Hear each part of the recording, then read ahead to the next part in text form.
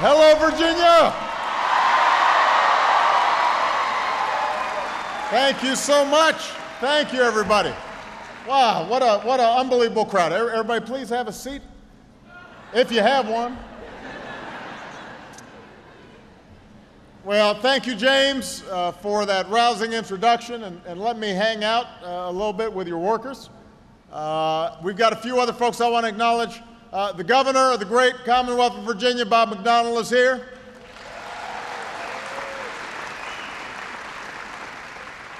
Outstanding Congressman Bobby Scott is in the house.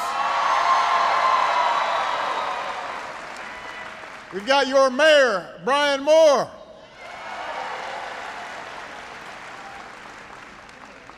And I want to very much say thank you to our outstanding Secretary of Commerce, Secretary Bryson, who is here, and he is doing great work trying to create jobs and investment and opportunity all across the country.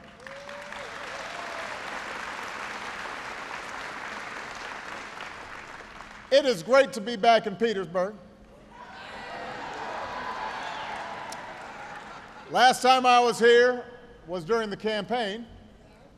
I had my bus pull over so I could get a cheeseburger at Longstreet's Deli. You guys have eaten there.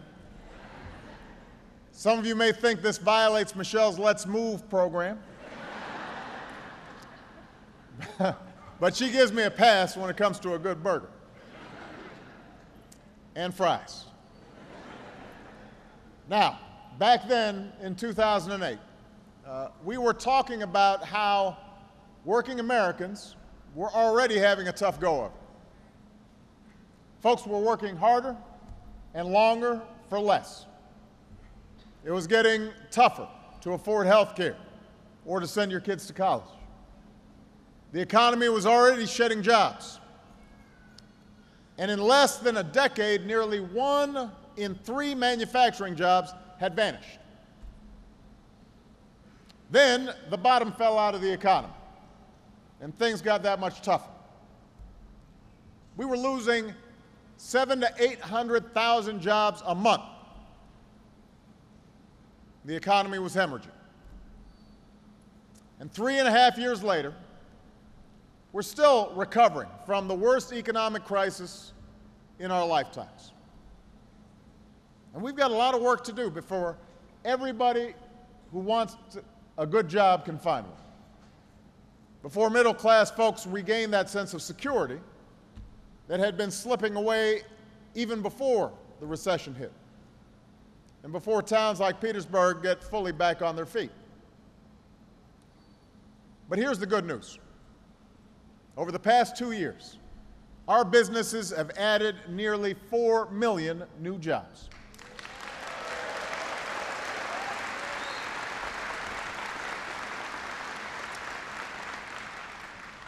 We just found out that last month, in February, we added 233,000 private sector jobs.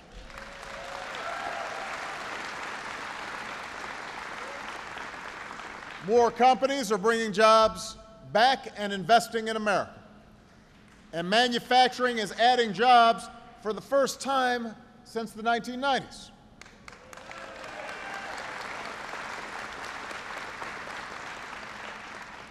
We just had another good month last month in terms of adding manufacturing jobs. And this facility is part of the evidence of what's going on all across the country. This company is about to hire more than 200 new workers, 140 of them right here in Petersburg, Virginia.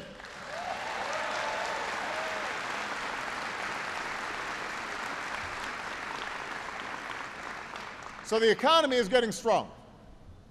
And when I come to places like this and I see the work that's being done, it gives me confidence there are better days ahead. I know it because I would bet on American workers and American know-how any day of the week.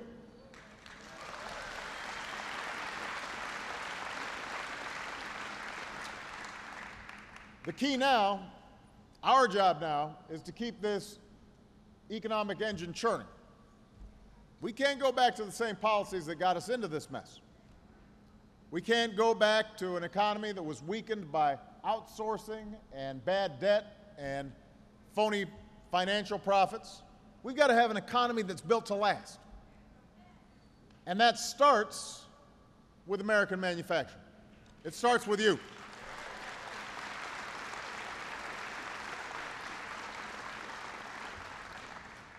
For generations of Americans, manufacturing has been the ticket into the middle class.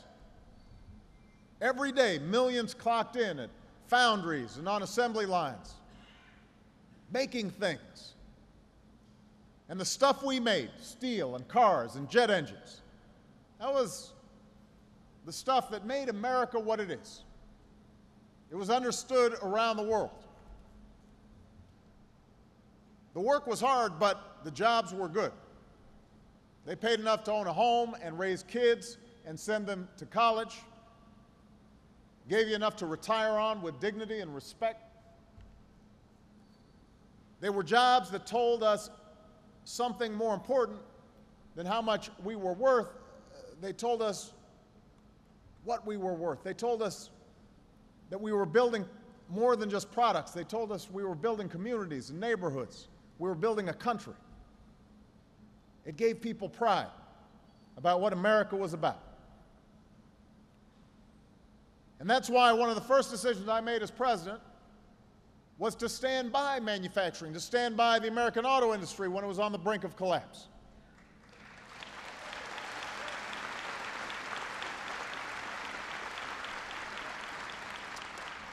The heartbeat of American manufacturing was at stake, and so were more than 1 million jobs. And today, the American auto industry is coming back, and GM is #1 in the world again, and Ford is investing billions in American plants and factories. And together, over the past 2.5 years, the entire auto industry has added more than 200,000 jobs. And here's the thing. They're not just building cars again, they're building better cars. For the first time in 3 decades, we raised fuel standards in this country so that by the middle of the next decade, the cars that are built in America will average nearly 55 miles to the gallon.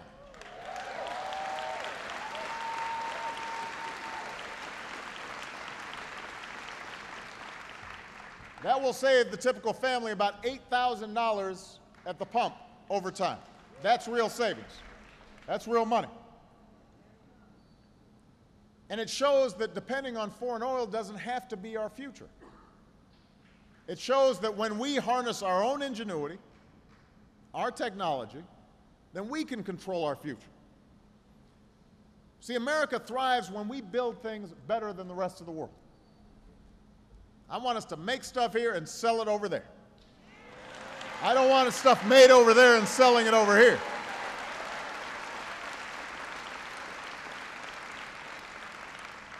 And that's exactly what you're doing here, at the largest Rolls-Royce facility in the world. That's what you're doing by building the key components of newer, faster, more fuel-efficient jet engines. Now, I just took a tour, and I learned a bit about how a jet engine comes together. Don't quiz me on it. I'm a little fuzzy on some of the details. I did press some buttons back there. But a few weeks ago, I actually got to see the finished product. I went to Boeing in Washington State, and I checked out a new Dreamliner. I even got to sit in the cockpit, which was pretty sweet. I didn't press any buttons there, though, because if it started going, there would have been a problem. So this plane, the Dreamliner, is going to keep America at the cutting edge of aerospace technology. American workers are manufacturing various components for it in Ohio, and Oklahoma, and South Carolina, and Kansas, and right here in Petersburg. In fact, the demand for their planes was so high last year that Boeing had to hire 13,000 workers all across America just to keep up. And Boeing is gaining more and more share all the time. So think about that. Rolls-Royce is choosing to invest in America. You're creating jobs here, manufacturing components for jet engines, for planes that we're going to send all around the world. That's the kind of business cycle we want to see. Not buying stuff that's made someplace else and racking up debt, but by inventing things and building things and selling them all around the world, stamped with three proud words, made in America.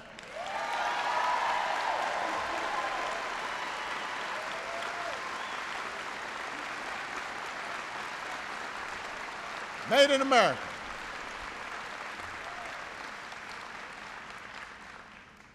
Think about how important this is. I mean, imagine if the plane of the future was being built someplace else. Imagine if we had given up on the auto industry. Imagine if we had settled for a lesser future. But we didn't. We're Americans, we are inventors, we are builders, we're Thomas Edison, and we're the Wright brothers, and we are Stephen Jobs. That's who we are. That's what we do. We invent stuff, we build it, and pretty soon the entire world adapts it. That's who we are. And as long as I'm president, we're going to keep on doing it. We're going to make sure the next generation of life-changing products are invented and manufactured here in the United States of America.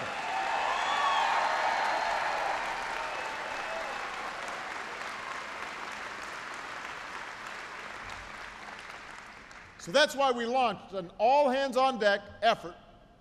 We brought together the brightest academic minds, the boldest business leaders, the most dedicated public servants from our science and our technology agencies, all with one big goal, a renaissance in American manufacturing. We called it the Advanced Manufacturing Partnership. The Advanced Manufacturing Partnership. And today we're building on it. I'm laying out my plans for a new national network of manufacturing innovation. And these are going to be institutes of manufacturing excellence, where some of our most advanced engineering schools and our most innovative manufacturers collaborate on new ideas, new technology, new methods, new processes. And if this sounds familiar, that's because what you're about to do right here at Crosspoint. Later this summer, the Commonwealth Center for Advanced Manufacturing will open its doors. And it's a partnership between manufacturers, including this one, UVA, Virginia Tech, Virginia State University,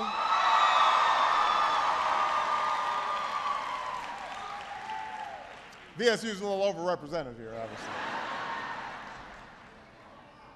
the Commonwealth, and the federal government.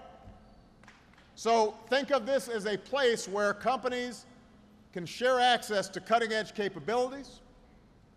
At the same time, students and workers are picking up new skills. They're training on state-of-the-art equipment.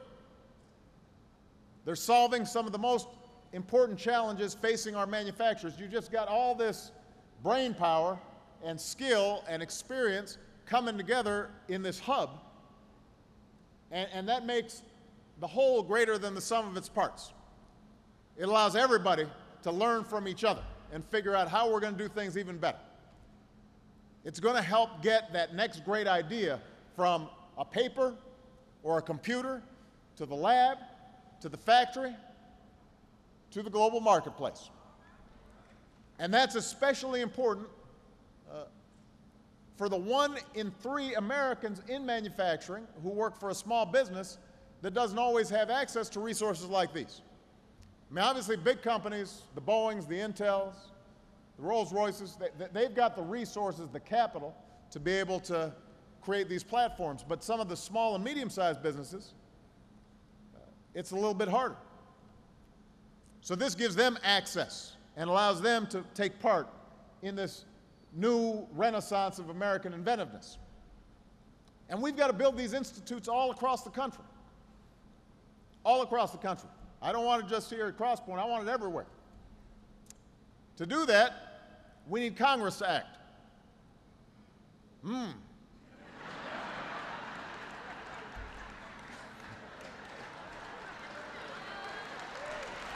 We,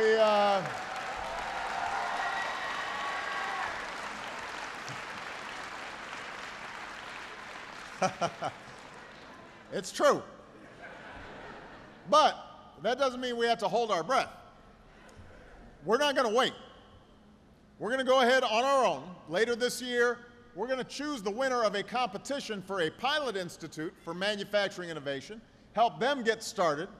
With that pilot in place, we'll keep on pushing Congress to do the right thing, because this is the kind of approach that can succeed, but we've got to have this all across the country. I want everybody thinking about how are we making the best products, how are we harnessing the new ideas, and making sure they're located here in the United States. And sparking this network of innovation across the country, it'll create jobs and it'll keep America in the manufacturing game. Of course, there's more we can do to seize this moment of opportunity, to create new jobs and manufacturing here in America. We've got to do everything we can to encourage more companies to make the decision to invest in America and bring jobs back from overseas. And we're starting to see companies do that. They're starting to realize this is the place with the best workers, the best ideas, the best universities. This is the place to be.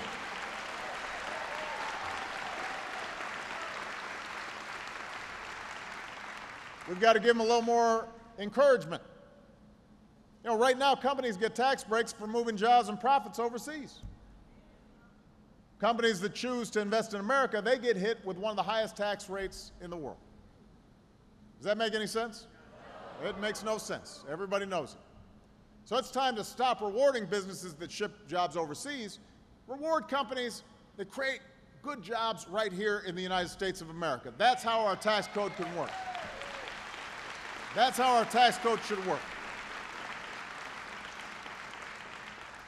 At the same time, we've got to do everything we can to make sure our kids get an education that gives them every chance to succeed.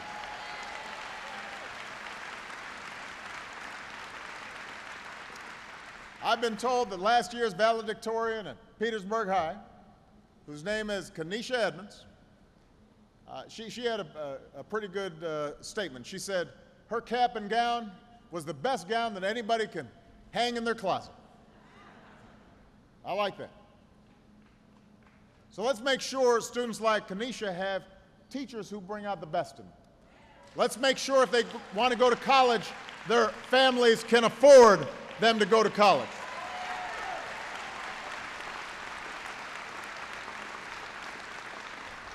And let's make sure all our workers have the skills that companies like this one are looking for, because we've got to have folks engaged in lifelong learning. The days when you started out at 20 at one company and you just kept on doing the same thing for 40 years, it's not going to happen anymore.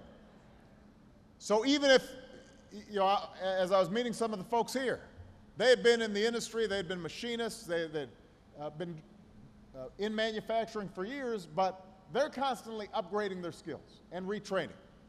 And some of them had been laid off and had gone back to school before they came to this company. And so we've got to make sure those opportunities for people mid-career and onward, that they can constantly go back to a community college and retool so that they can make sure they're qualified for the jobs of tomorrow. At a time when so many Americans are looking for work, no job opening should go unfilled just because people didn't have an opportunity to get the training they needed. And that's why I've asked Congress, join me in a national commitment to train 2 million Americans with the skills that will lead directly to a job right now.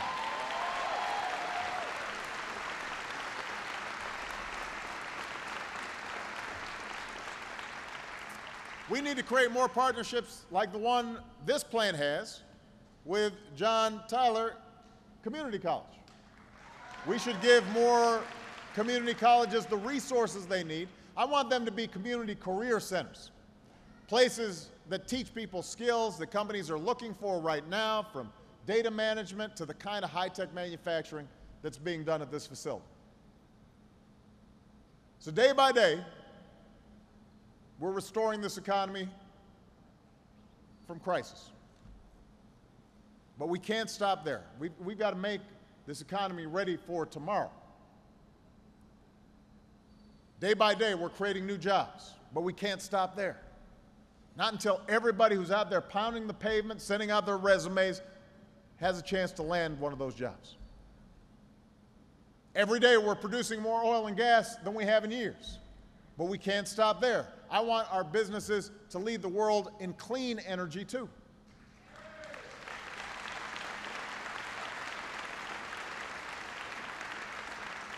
We've got the best colleges and universities in the world, but we can't stop there. I want to make sure more of our students can afford to go to those colleges and universities. Everybody knows we've got the best workers on earth. But we can't stop there. We've got to make sure the middle class doesn't just survive these times. We want them to thrive. We want them to dream big dreams and to feel confident about the future. I did not run for this office just to get back to where we were. I ran for this office to get us to where we need to be.